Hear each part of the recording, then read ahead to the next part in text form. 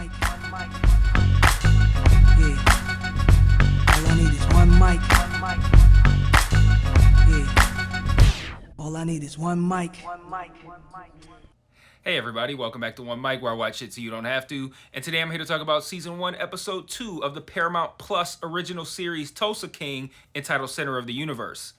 Now, this title refers to this spot where this homeless lady tells Dwight that if he stands there, he can say whatever he wants and no one else is going to hear it. And at the end of the episode, this pays off because he stands in the middle of this circle, and he essentially apologizes to his daughter, who wants nothing to do with him.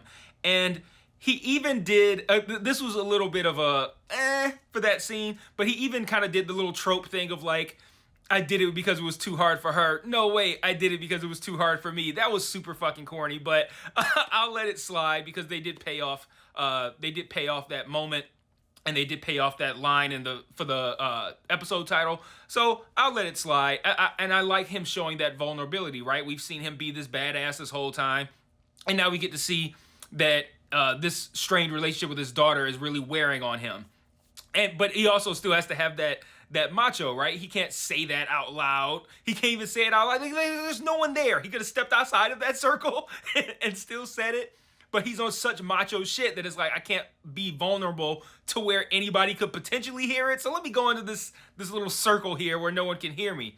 But then that also shows a little bit of naivete from him as well. Like, well, it might be naivete, but it also might be maybe like a little supernatural kind of twist that could exist in this show, which I would totally be on board for, by the way.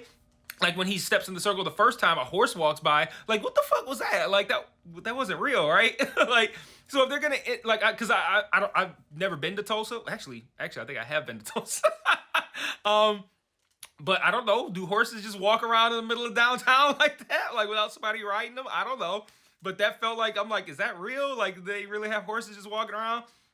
But interesting aspect to kind of add in maybe a potentially supernatural thing. But even if the horse is real and that was just something that was happening at that time, it's still interesting to see that Dwight has a lot of these hang-ups over like, hey, I have to be this macho tough guy badass that I was in New York before I went to prison, and I can't let anybody see or hear me being vulnerable to the point that I'm going to stand in the middle of this I don't know, like a mythical circle that traps sound so that no one can hear me apologize to my daughter, as if people would judge him for that. But, last week I was critical of this show. I will be again this week as well, but that's just what I do. I'm going to be honest. But I think this show is like the perfect popcorn television show. And if you're a longtime viewer of this channel, you know what I mean by popcorn television. It's kind of just something that's just fun to watch.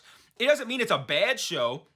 I think popcorn television kind of rules network television. Like, you could just sit back and watch it, and it's enjoyable, and you just watch it every week, like Law and Order or something like that, or NCIS, or whatever the fuck people watch that's not great.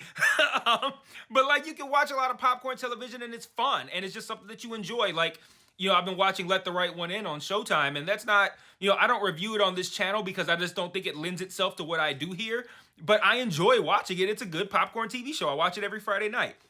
And, this show does some things quite well, and it does some other things not so great. But it's one of those shows that, it's a fun watch if you just turn your brain off and enjoy it. Like, if it's something like it comes out on Sunday, the beginning of Sunday, which I think is a little odd. I think it would make more sense to kind of do it the same way HBO does stuff, by like putting it on the streaming service at the same time it airs on television. So like, this doesn't air on television, but I just think, putting it up there at 9 o'clock makes a little bit more sense to me. I'm not gonna, like, who's watching this kind of show at 11 a.m. other than me? Like, if you're watching it just for regular popcorn fun TV, you're gonna save it for nighttime, right? You're not gonna watch this in the daytime like some kind of fucking weirdo.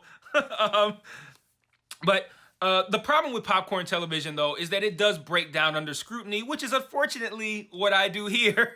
So I am gonna pick at it a little bit, but last week I talked about this show's tone and how it seems to float back and forth between like serious Mafia show and weird black comedy.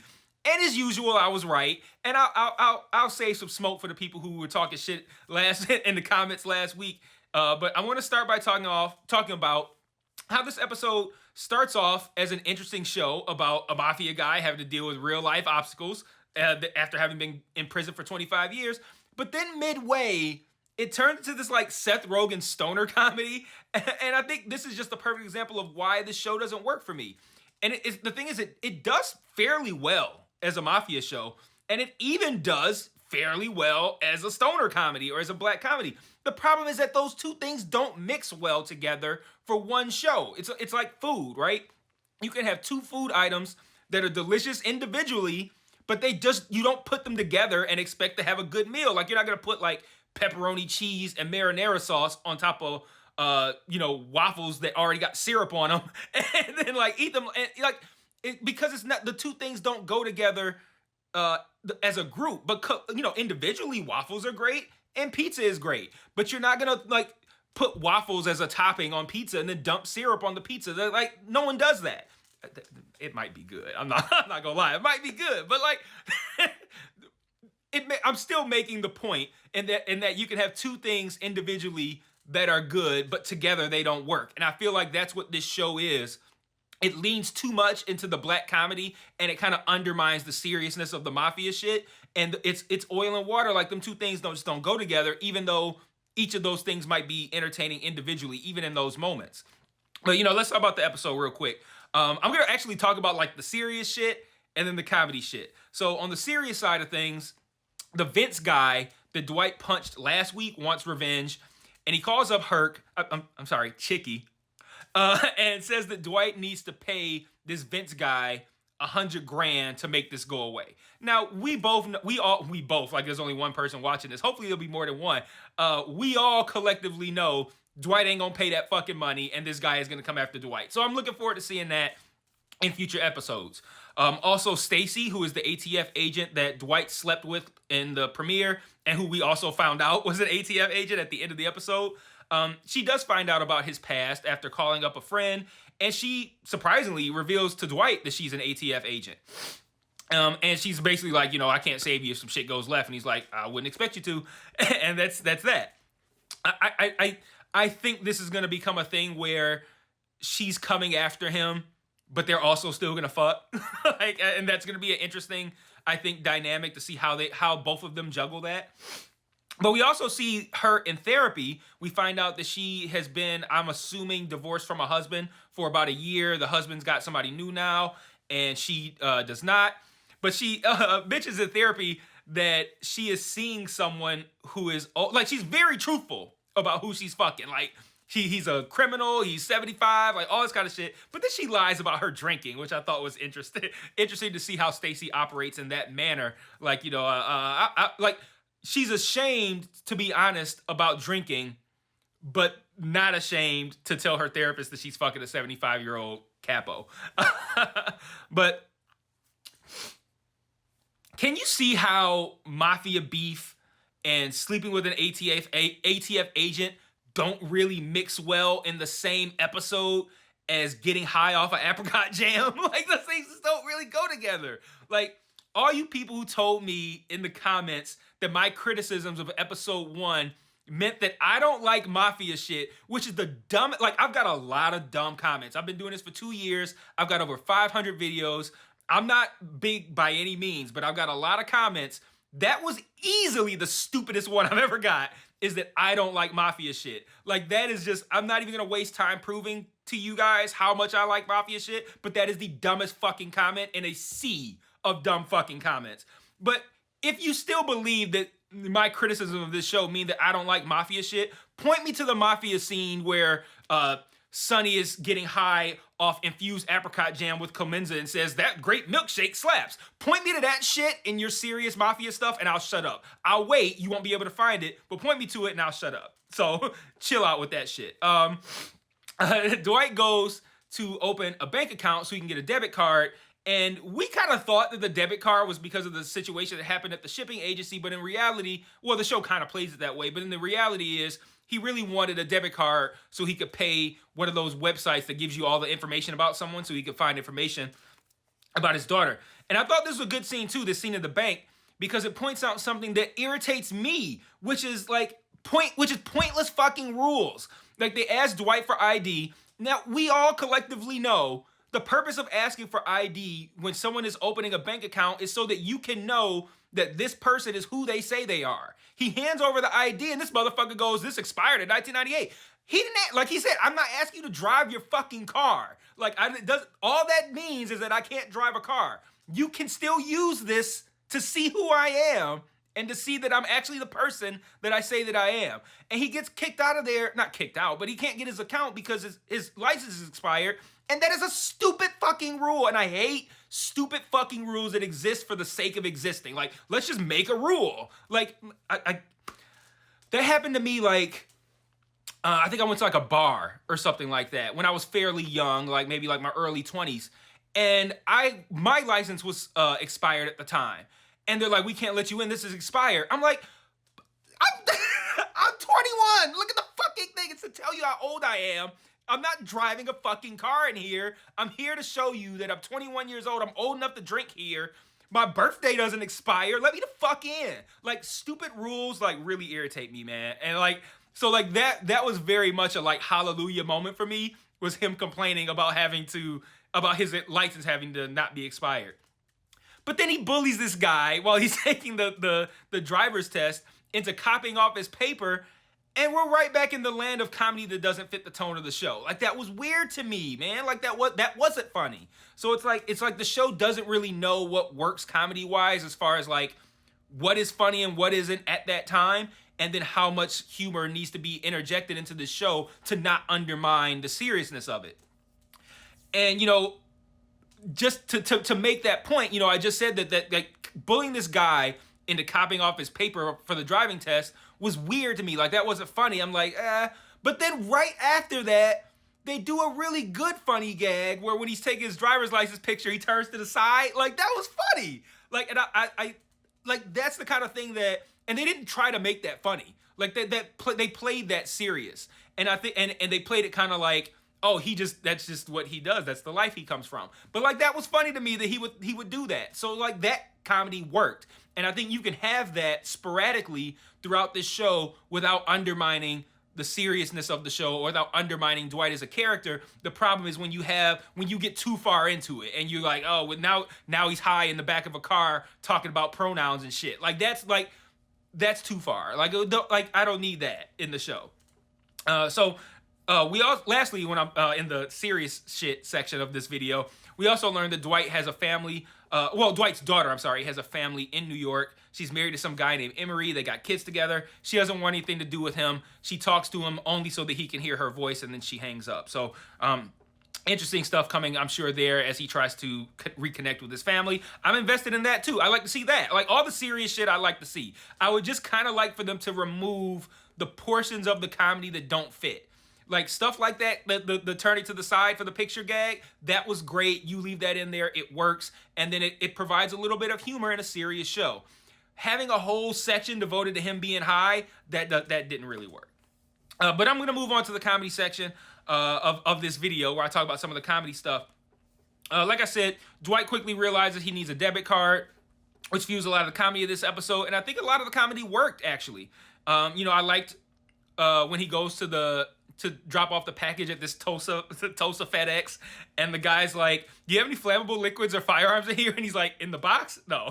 Like, and he said it, again, it's the same as the other line, the turn it to the side gag. Like, he said that seriously, like, in the box? No. But, like, the implication is like, yeah, I got that shit, I'm just not sending it through the mail. Like, it was subtle, and that's what made it funny, and also what makes it not undermine the serious nature of the show.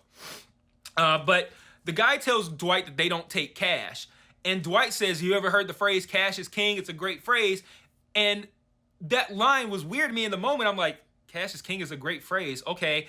And then Dwight immediately turns around and proves that statement by offering to pay a guy cash to use that guy's debit card to pay for whatever transaction Dwight's trying to do here.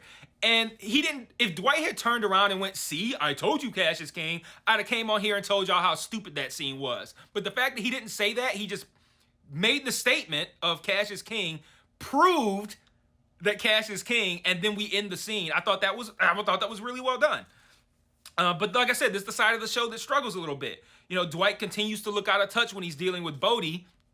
And that undermines Dwight as a protagonist, like I said before, because it makes him look silly. It makes him look stupid. It makes him look like he's not not to be taken seriously.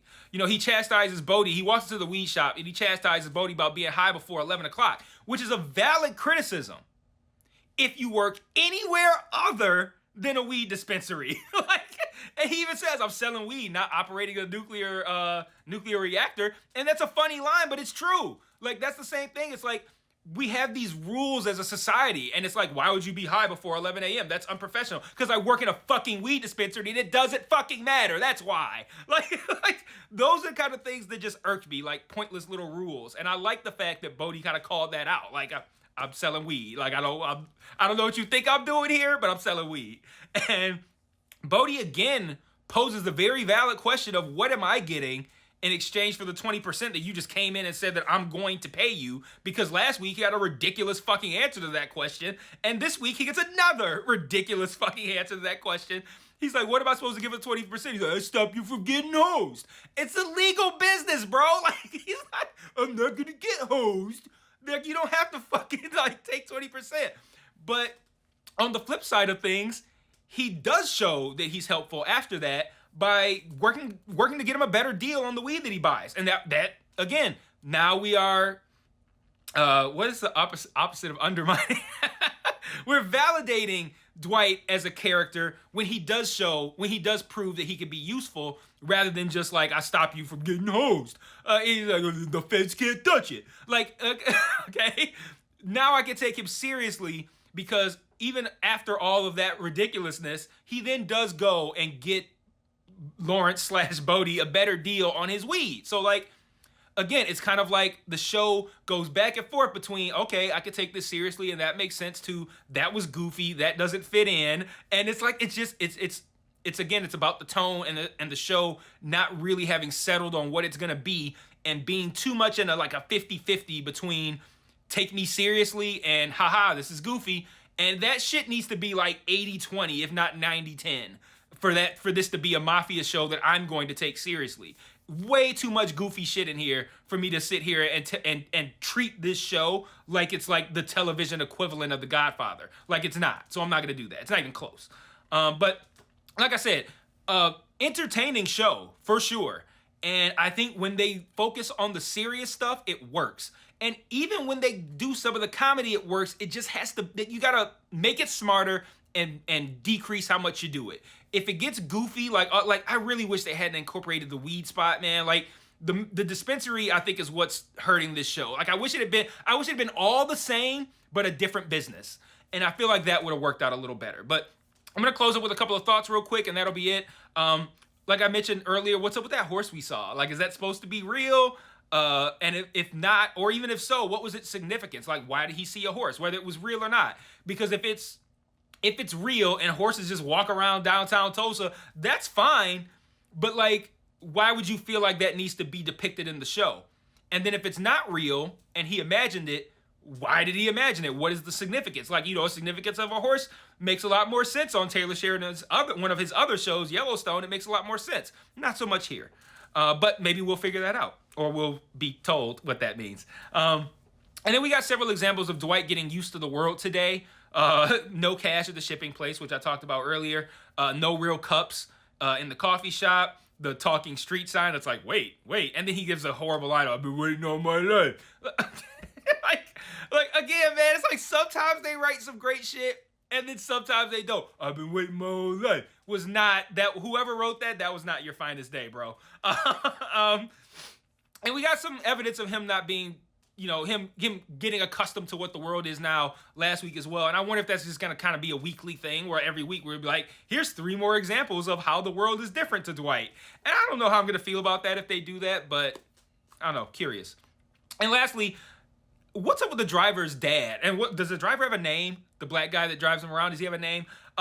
What's up with his dad? Like, I feel like his dad is overreacting a bit. Like, all this guy is doing is just driving Dwight around for right now. Like, if this guy was like killing people for Dwight, and the dad's looking outside the window, like the episode ends, or it ends with Dwight doing the center of the universe thing. But before that, the driver pulls up at his house, and it's obviously very late. His parents are asleep, and the dad gets up, looks out the window, sees him coming in, and looks sad and disappointed. Like, that makes sense if the driver's out here killing people for Dwight, but all he's doing is driving him around and cleaning the car. Like, I feel like the driver's dad is overreacting at this point, and I feel like he needs to like chill out until he has reason to believe that Dwight is corrupting this kid, because he's not yet. So that's all I got for this week. I will maybe see you guys next week for episode 3. You know, I said last week that, episode 3. I said last week that I was gonna kind of make a call after this episode, but the video for episode 1 did fairly well. I want to see how this one does, because even though this isn't the kind of show that I really would cover full time, if I'm going to be getting decent plays each time, I will still talk about it. Y'all are just going to have to tolerate me being a little hard on bad comedy if that's what I see that week. But so maybe you'll see me next week for episode 3, maybe not, we'll see. But until then, peace.